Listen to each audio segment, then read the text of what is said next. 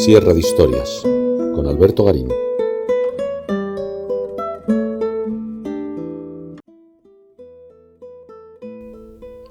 En 1680, el historiador y profesor de la Universidad de Halle en Sajonia, Christoph Cellarius, que era como firmaba dicho historiador latinizando su nombre, Christoph Keller, publicó un libro titulado Historia de la Edad Antigua. En los años siguientes publicaría una segunda y una tercera parte, la segunda parte dedicada a la historia de la Edad Media y la tercera a la historia de la Edad Moderna. De esta manera, Keller dejó asentada una división cronológica de la historia que ha de perdurar hasta nuestros días, cuando le hemos añadido una cuarta etapa, la Edad Contemporánea, posterior a la Revolución Francesa. Lo interesante del trabajo de Keller no es que fuera novedoso, porque esa división tripartita, el mundo antiguo, el mundo moderno y por medio una etapa intermedia, ya se había producido con anterioridad. Lo interesante de Keller es que decidió que esas ideas que rondaban a nivel intelectual, académico de unos pocos, se convirtió en algo popular, pero además con un trasfondo muy interesante. Keller era luterano y lo que él trataba de demostrar es que había existido una época antigua brillante, pero pagana, una época medieval ya cristianizada, pero con el inconveniente de haber seguido un camino erróneo, el del catolicismo, y una edad moderna en la que comenzaba con cierto brillo ese mundo católico gracias al humanismo italiano, y por fin todo mejoraba notablemente a partir del siglo XVI con la Reforma encabezada por Lutero. Es decir, cuando Keller planteó esta división tripartita de la historia, no lo hizo de forma gratuita, trataba de defender una postura religiosa realmente muy interesante. Hemos de pensar que estamos a finales del siglo XVII, en principio ya han concluido las terribles guerras de religión que habían asolado Europa. Primero las guerras de religión en Francia durante la segunda mitad del siglo XVI, que habían coincidido con la represión a los protestantes en los Países Bajos por parte de la monarquía de Felipe II, pero sobre todo la terribilísima guerra de los 30 años entre 1618 y 1648 que había asolado completamente Alemania. Era el momento de plantear el debate entre sectas cristianas, entre católicos y luteranos, pero también anglicanos o calvinistas, en el terreno académico, en el terreno intelectual. Era el momento de llevar ese combate lejos de los campos de batalla y plantearlo en las aulas.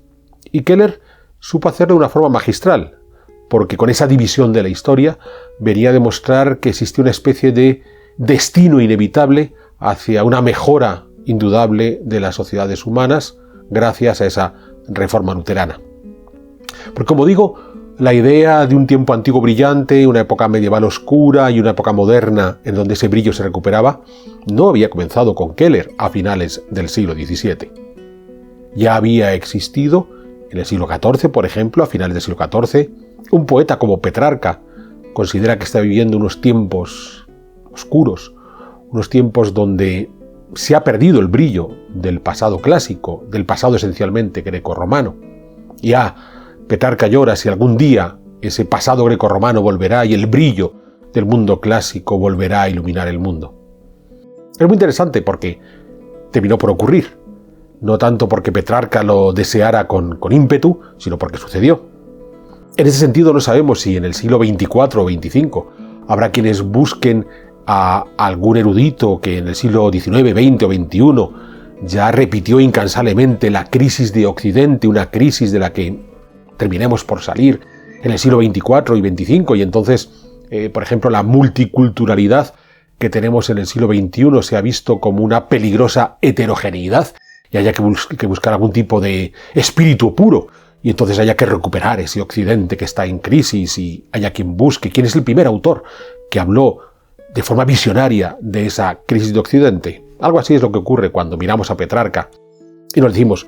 qué hombre tan inteligente que fue capaz de ver en qué situación estaba. Claro, El planteamiento de Petrarca, como el propio planteamiento de Keller, parte de una visión demasiado encorsetada de lo que ocurrió en el mundo medieval, y que es algo de lo que queremos hablar hoy para mostrar que ya no solamente es que no fuera un mundo oscuro, sino que sobre todo no fueron 10 siglos absolutamente homogéneos donde todo funcionaba de igual manera, aunque fuera esa visión oscura de decir, no, es que claro, estas gentes vivieron una época de crisis constante, permanente, de 1000 años. Veremos que no es el caso. Tras Petrarca, que anunciaba la posibilidad de vivir un tiempo intermedio sin dejarlo muy claro, ya a lo largo del siglo XV, durante ese llamado humanismo italiano, aquí les invito a que le echen un vistazo al libro que he publicado sobre el Renacimiento, el arte que conquistó el mundo, publicado por HarperCollins, donde insisto mucho en la idea de matizar mucho ese humanismo. Entonces, sí hay un empecinamiento por mejorar los estudios académicos en general, en gran medida apoyándose siempre sobre el pasado clásico. Esto en realidad no es una novedad del humanismo renacentista, es algo que ya se venía dando desde toda la época medieval. Quizás hay una primera variación, y es que desde los siglos XI-XII el filósofo clásico que servía como referente principal era Aristóteles. En el siglo XV hay ciertos guiños hacia Platón, no son guiños que se consoliden, pero hay ciertos guiños hacia Platón, pero sobre todo el gran cambio está en que toda esa reflexión intelectual, académica, da un salto cualitativo gracias a la llegada de la imprenta. De modo que no es que las ideas sean nuevas, en muchos casos las ideas que se manejan por parte de estos humanistas son las mismas que se venían dando desde el surgimiento de las universidades en los siglos XI y XII, sino que sencillamente ahora era más fácil debatir e intercambiar esas ideas, sencillamente porque teníamos la imprenta. Ahí es donde está una de las virtudes de estos humanistas cristianos todos, de los siglos XV y sobre todo ya en el siglo XVI. Pues bien, en este mundo de estos humanistas, ahí es donde más se abre ese debate de los tiempos intermedios. Y en ese sentido, quizás el personaje inicial que habla del mundo medieval es Giovanni Andrea Busi, obispo en principio de una diócesis en Córcega a la que no acudía mucho porque la mayor parte de la última etapa de su vida la pasa en Roma al servicio de la corte papal, donde lleva a cabo una serie de labores administrativas, primero a la sombra de Nicolás de Cusa y más tarde en la propia Biblioteca Vaticana. Pues bien, Busi será quien plantee ese concepto de la tempestad medieval, de la medievas tempestas, donde considera que en efecto entre el Imperio Romano de Occidente y lo que se estaba llevando a cabo en ese siglo XV, no tanto la revolución artística que habían puesto en marcha los florentinos en 1400, que no dejaba de ser algo muy específico de la Toscana, sino cómo esa revolución artística de los florentinos estaba transformándose gracias a la corte papal en algo que debía cambiar por completo la realidad italiana, y que en esencia lo que buscaba esa corte papal era traer a esa corte papal todo el esplendor del viejo Imperio Romano. Busi considera que lo que había sucedido desde la caída del Imperio Romano hasta esta recuperación del Imperio Romano por parte de los papas, por tanto una recuperación muy cristiana, era un tiempo medieval, era un tiempo medio, un tiempo oscuro, un tiempo de crisis, un tiempo en el que todo el brillo de ese mundo romano había sido opacado, apagado. A partir de Busi el concepto tuvo éxito y se va a prolongar en las siguientes décadas, en los siguientes siglos, hasta que lleguemos a Keller, que es quien, como decíamos al principio, a partir de 1680, en 3 publicaciones consecutivas, publicaciones muy divulgativas, pensando en sus estudiantes de la Universidad de Halle, ahí es donde establece ya definitivamente esa división: Edad Antigua, hasta la caída del Imperio Romano de Occidente; Edad Media, hasta algún momento del 480, inicios del 580, siglos XV y XVI, y Edad Moderna, refiriéndose a los tiempos que el propio Keller estaba viviendo y donde el esplendor llegaba esencialmente gracias a la Reforma Luterana y lo que eso implicaba. Es muy llamativo, porque recordemos que una de las características de la Reforma Protestante, comenzando por Lutero y continuando por Calvino, fue la reintroducción de una forma que podemos llamar casi aplastante de la doctrina cristiana, ya no solamente como una fe personal, sino como una auténtica moral social. Entonces no deja de ser contradictorio que a la larga, cuando Keller está viendo en esa edad moderna un brillo que se había apagado en el mundo medieval, no es porque Keller considere que esa edad moderna es más racional, antropocéntrica, científica, sino porque es mejor cristiana, porque han vuelto a las esencias del mundo cristiano que durante la época medieval se habían ido opacando fruto de la autoridad de los papas de la Iglesia Católica. Bien, consolidado ese modelo, más allá de que podemos hacer un largo programa dedicándonos a explicar por qué la Edad Media no es un periodo tan oscuro como nos suelen comentar, más importante aún del hecho que no es un periodo oscuro, que no lo fue, sobre todo es que no fue un periodo homogéneo, que en esos 1000 años de historia hay una serie de etapas más o menos bien marcadas que nos muestran que querer verlo como un todo inalterable, la visión que tenían Petrarca o Bussy o el propio Keller, es un tanto erróneo. ¿Cómo podemos de alguna forma dividir esa Edad Media? Bien, antes de comenzar a explicar esa heterogeneidad en la evolución del periodo medieval, llevamos varios años produciendo nuestros programas de divulgación de historia e historia del arte a través de Sierra de Historias. Y lo hemos conseguido gracias al apoyo de todos ustedes que con regularidad se han convertido en espectadores de nuestros vídeos. Nos gustaría poder seguir haciéndolo y para ello hoy me atrevo a pedirles su apoyo. Les voy a pedir que se suscriban a nuestro canal, aquellos que aún no lo han hecho, para así estar al corriente de las nuevas producciones que vamos incorporando a este canal.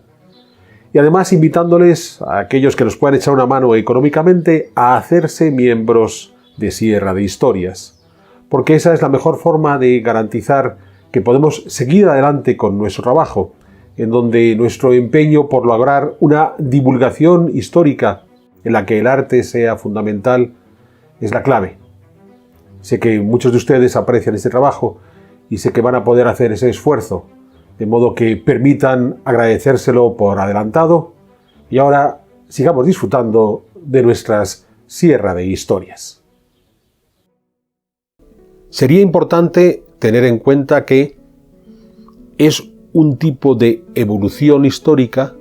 que de partida afecta esencialmente a la Europa occidental y una parte del Mediterráneo. No es una evolución histórica que podamos aplicar tal cual, ya no al conjunto del planeta Tierra, sino ni siquiera al viejo mundo. Entonces estamos ante una división histórica muy eurooccidental céntrica y es algo que tenemos que entender. Entonces, el comienzo sería una primera etapa a la que podemos denominar antigüedad tardía, porque pese a que el Imperio Romano de Occidente, con su capital en Roma, ha desaparecido fruto de la presión de los pueblos germanos, lo que va a suceder durante esos primeros siglos del mundo medieval va a ser, de cierta manera, una continuidad de ese Imperio Romano por dos factores esenciales. Primero, porque el Imperio Romano no terminó de desaparecer, trasladó su capital a Constantinopla, pero eso que llamamos Imperio Bizantino en los primeros siglos es una clara continuidad del viejo Imperio Romano, del Imperio Romano del siglo I, el Imperio Romano del siglo IV, ¿bien? Y por otro lado, porque los propios reinos germánicos, comenzando sobre todo por el reino hispano-godo, quisieron seguir imitando el modelo del Imperio Romano de Occidente. Esto es muy interesante porque esa antigüedad tardía, ¿en qué momento arranca? Hay quien lo plantea en la famosa crisis del siglo III. Aquí habría un error, y es que el Imperio Romano, el que conocemos, el Imperio Romano clásico, tuvo dos grandes momentos de esplendor. En el comienzo, siglos I y II, y después vuelve a tener otro momento notabilísimo en el siglo IV. Aquí yo les invito a que le echen un vistazo al vídeo que hicimos sobre la caída del Imperio Romano. Más allá de que la crisis del siglo III es importante,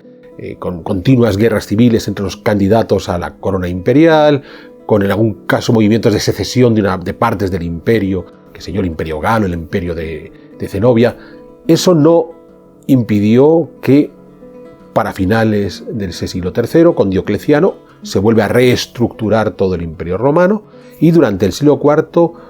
como muy bien explica en su libro del Águila y los Cuervos José Sotochica, vamos a vivir en uno de los grandes momentos de esplendor, pero incluso desde el punto de vista de, por ejemplo, la circulación monetaria de oro, el momento más brillante en la historia del Imperio Romano. Es decir, los romanos del siglo IV, más allá de que ha habido ajustes en la estructura política del imperio, vivían en un momento de esplendor económico y de condiciones materiales de vida saludables muy superior incluso a los del siglo II, a la de los antoninos, que suelen ser los emperadores que tenemos siempre en mente, los Trajano, Adriano y compañía, como los más brillantes de ese modelo imperial. Entonces, ¿en qué momento arrancaría esa antigüedad tardía? ¿En qué momento entra en crisis? Pues entra en crisis cuando ese Imperio Romano de Occidente se enfrenta con los pueblos germanos que terminan por cancelar ese Imperio Romano, pero que lo hacen, insisto, tratando de reemplazar ellos mismos al Imperio Romano. Es el empeño de un Genserico, rey de los vándalos, que más allá de sus prácticas violentas,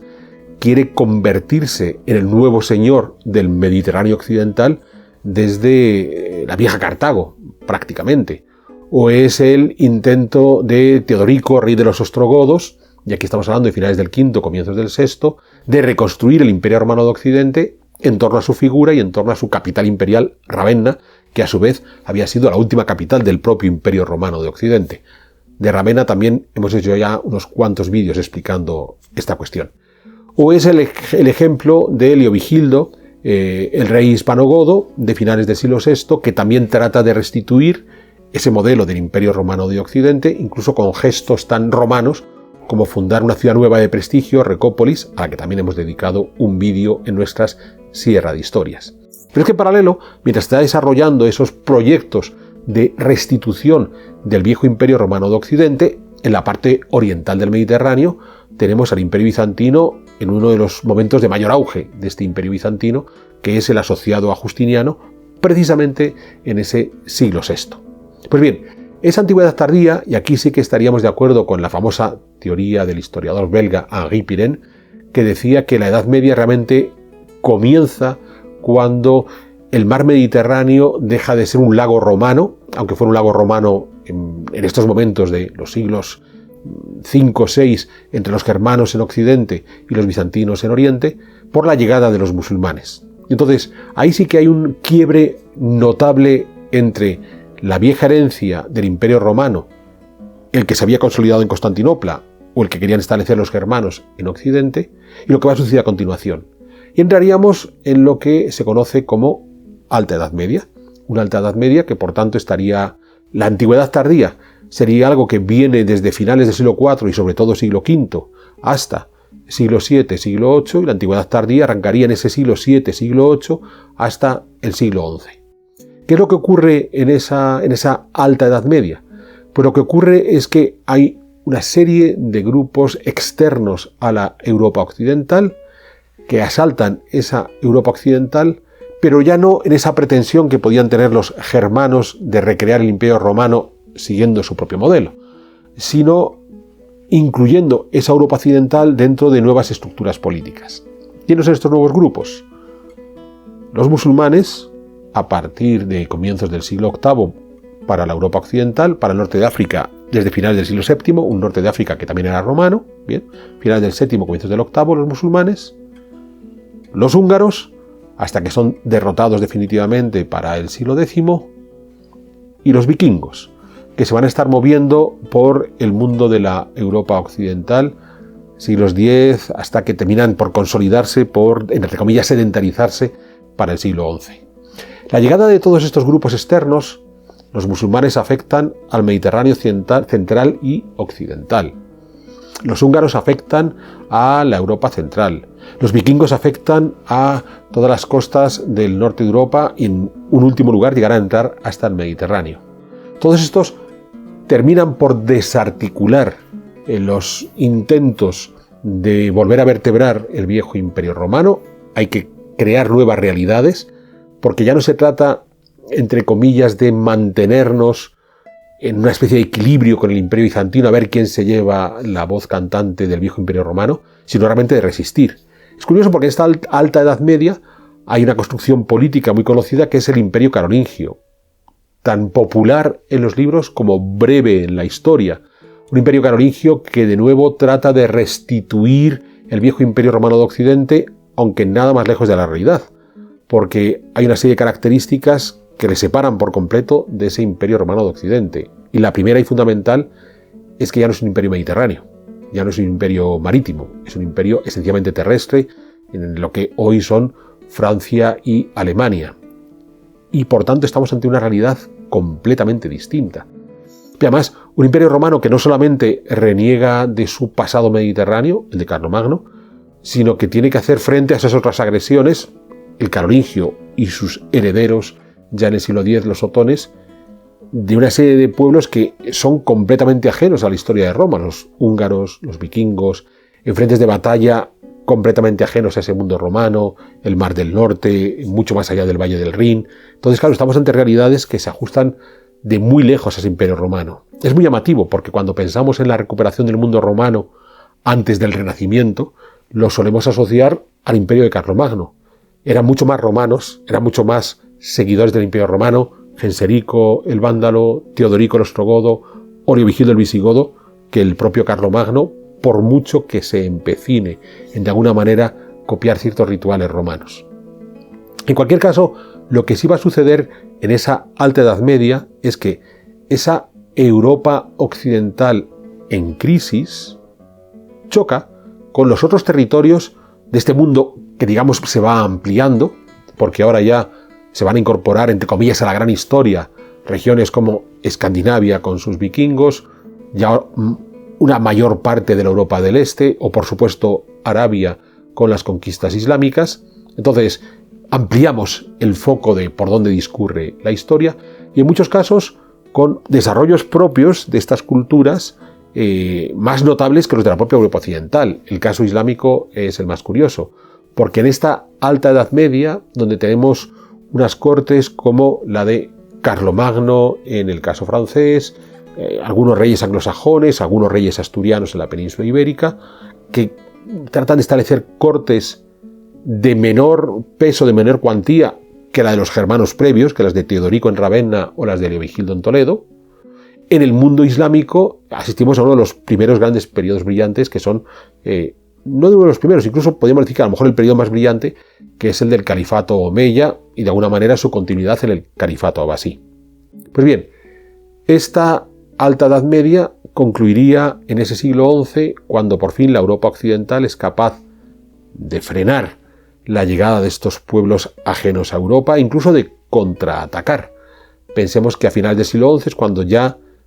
primero, se ha logrado conquistar uno de los grandes referentes de la Europa occidental, Toledo, la vieja capital del reino hispanogodo, ese reino hispanogodo que en el siglo VI aspiró a ser el referente imperio romano en Occidente. Pues bueno, cuando cae en manos del rey Alfonso VI de León para 1085, por primera vez en Occidente toman conciencia de que son capaces de derrotar a los musulmanes en un frente de batalla notabilísimo.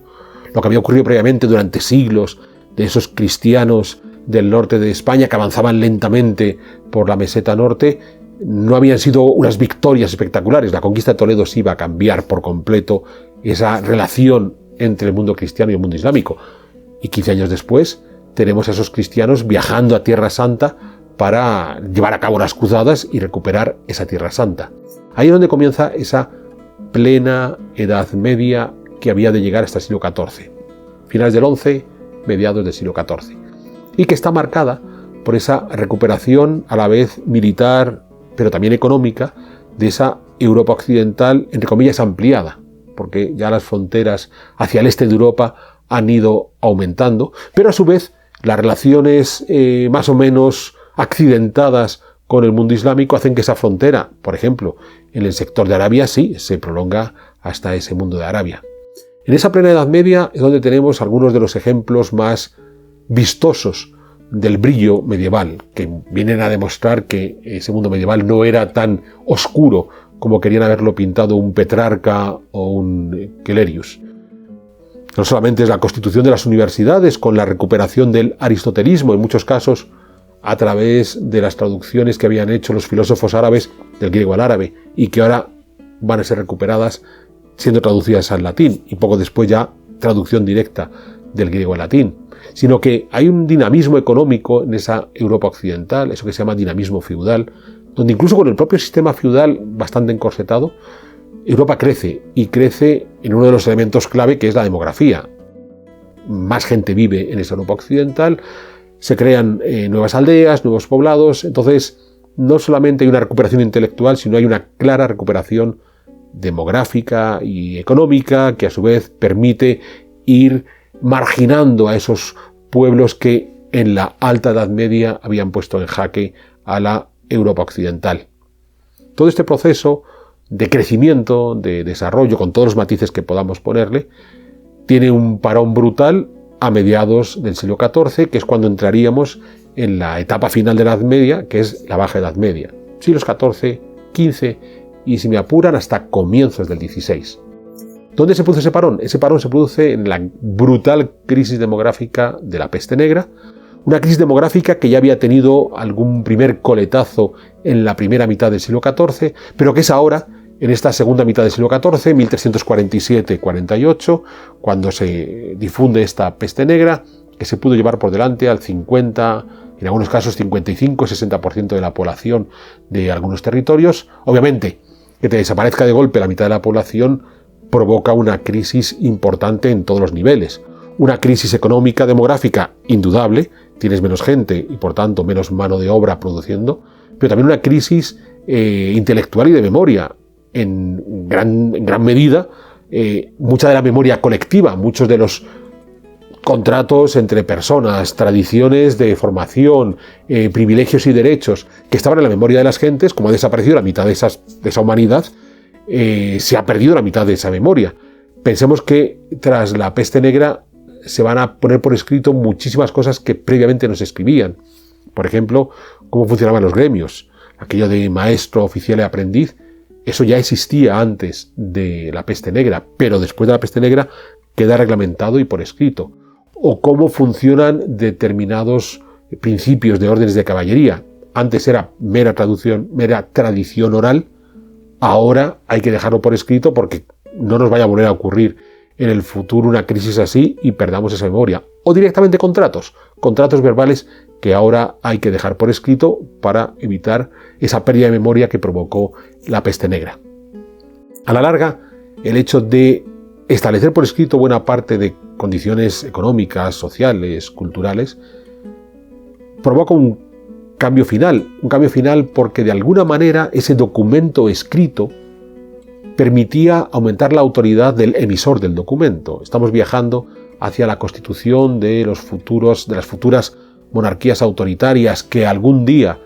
en el siglo XVIII aspirarán a ser monarquías absolutas y que lo están consiguiendo precisamente por esa brutal ruptura de mediados del siglo XIV, esa pérdida notable de memoria, que en el momento de su recuperación directamente por escrito, digamos que permite cerrar los márgenes de libertad que podían tener las sociedades previas a la peste negra. Pues bien, a la larga no es que haya unos cambios radicales en pautas artísticas, económicas, culturales, entre 1300 y 1400, más allá de esa pérdida notabilísima de población. Es muy llamativo si lo pensamos, por ejemplo, desde el punto de vista del arte. Hay una clara continuidad entre lo que se estaba pudiendo hacer de ese arte llamado gótico en 1320 y el arte gótico que está haciendo en 1360. Bien, hay una variación final a partir de 1380, lo que los manuales pueden llamar gótico flamígero, en el caso de la península ibérica gótico plateresco, un gótico internacional para el mundo de la pintura, tardogótico en general, pero todo esto ya es una mejora, digamos, un salto adelante del propio gótico, pero en la misma línea de lo que se venía haciendo en ese arte gótico ya desde el siglo XII. Entonces, no hay un cambio realmente notable, no hay un cambio como por ejemplo el que sí se experimenta en el siglo XI, de una Europa occidental en crisis que de repente vuelve a tomar la alternativa. Aquí hay mayores continuidades, pero claro, esa ruptura demográfica es la que va a ir cambiando progresivamente una serie de pautas, cerrando ese periodo medieval y dando paso a una nueva realidad. Una nueva realidad que empieza a construirse en la segunda mitad del siglo XV. Primer acontecimiento: la caída del Imperio Bizantino, la caída de Constantinopla en 1453. ¿Es final de la Edad Media? Realmente no, porque buena parte de las pautas culturales, económicas, políticas que se habían transformado tras la crisis de la peste negra siguen en marcha. Pero sí es el momento en el que surge un protagonista en el Mediterráneo oriental, que es el Imperio Otomano, que viene a cambiar el mundo de forma inesperada. ¿Por qué? Segunda fecha importante para el final de la Edad Media, 1492, cuando Cristóbal Colón llega a América. O si quieren, podríamos hablar incluso de 1498, cuando Vasco de Gama dobla el Cabo de la Buena Esperanza y encuentra un camino, porque Colón ha llegado a América y él quería llegar a China. Por el Atlántico habrá que esperar a Magallanes y Elcano 30 años más tarde para encontrar el camino a China. Pero cuando Vasco de Gama dobla África, ahí sí que se ha abierto el camino a la China. Por eso decía la importancia del Imperio Otomano. Que Constantinopla caiga en manos del Imperio Otomano no es un cambio radical, no es el origen del Renacimiento, no hay miles de sabios bizantinos trayendo libros griegos desconocidos a Occidente. La literatura griega que trajeron estos bizantinos eran autores de segunda, tercera, cuarta división, no hubo un cambio, pero los otomanos se convirtieron en el tapón que cerraba esa comunicación relativamente fluida entre la Europa occidental y China. Al colocarse ese tapón, los europeos se lanzaron a la búsqueda de vías alternativas. Los castellanos por el Atlántico, los portugueses rodeando África y por el Índico. De modo que, aunque no lo pretendieran, los otomanos se convirtieron en un elemento que había de impulsar un cambio absolutamente radical de la realidad del mundo. Porque claro, tras el descubrimiento de América, a partir de 1492, y sobre todo cuando se consolida el conocimiento real del continente americano, con la conquista de México por parte de Hernán Cortés en 1520-21, de repente la historia, esa historia que en la antigüedad tardía estaba centrada en Europa occidental, Mediterráneo y una parte del Próximo Oriente, que en la Alta Edad Media había crecido hacia Arabia o hacia Escandinavia, que en la plena Edad Media había ido avanzando por la Europa del Este. Ahora, cuando concluye la Baja Edad Media con el descubrimiento de América, es que sencillamente abarca todo el planeta Tierra. Entonces hay un salto cualitativo notabilísimo. Claro, habría una fecha más que podríamos indicar, la de 1517, cuando Lutero predica su reforma y se rompe la unidad del cristianismo, que había sido uno de los elementos más significativos durante todo el periodo medieval. Más allá de que podía haber herejías aquí y allá, el mundo de la Europa occidental giraba en torno a una iglesia única, que es lo que, por ejemplo, Keller situaba cuando insistía en que la Edad Media era el periodo en el que el cristianismo había seguido el camino equivocado, esencialmente el de los papas católicos de Roma. Una Edad Media que se ponía fin cuando llegaba el brillo, primero de los humanistas y más tarde, sobre todo, de los protestantes. De modo que esa podía ser otra fecha en el tránsito de la Edad Media a la Edad Moderna. Podría haber otra fecha donde esa rivalidad entre los dos mundos europeos, el católico y el protestante, queda palmariamente notable, que es con el saqueo de Roma de 1527, en el instante en el que queda muy claro dónde está cada cual, quiénes son los príncipes católicos, quiénes son los príncipes protestantes, y a partir de ahí se generan todo un modelo de sistemas autoritarios que venían preconizándose desde la peste negra, pero que tras el saqueo de Roma se va a consolidar. Pero de nuevo, insisto que si hay un elemento clave al que pone fin a ese mundo medieval, es cuando se trastoca por completo el conocimiento de la realidad que tenían los seres humanos, que se da entre 1492, cuando Cristóbal Colón llega a América con sus 3 carabelas, y 1521, cuando Hernán Cortés ocupa Tenochtitlan. En ese proceso del descubrimiento de América para los habitantes del Viejo Mundo, es ahí donde todo va a cambiar. Y es ahí donde realmente se abre una nueva edad, que es la Edad Moderna. Pero no se abre porque Lutero haya hecho la reforma como quería Keller. No se abre porque los humanistas italianos han puesto una luz en una época medieval completamente oscura. Se abre porque los seres humanos descubrieron por primera vez en su historia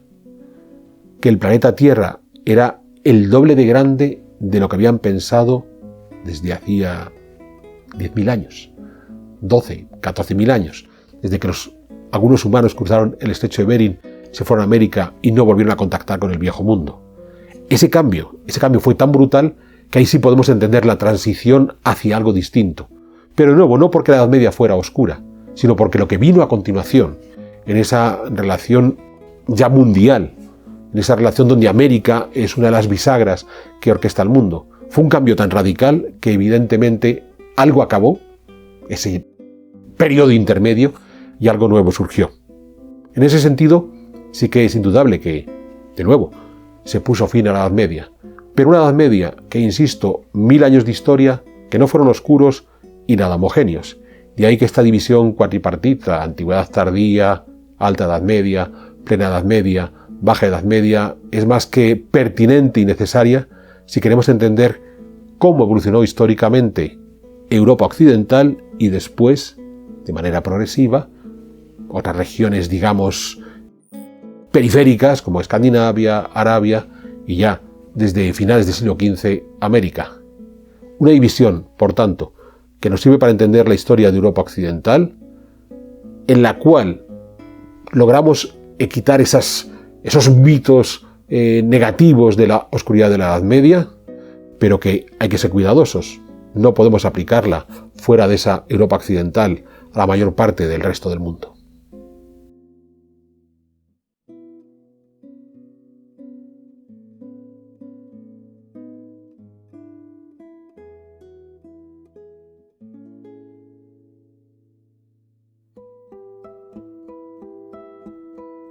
¿Quieres incorporarte a la comunidad de Sierra de Historias? Pulsa el botón Unirme, apóyanos con tu contribución y conviértete en miembro de nuestro canal.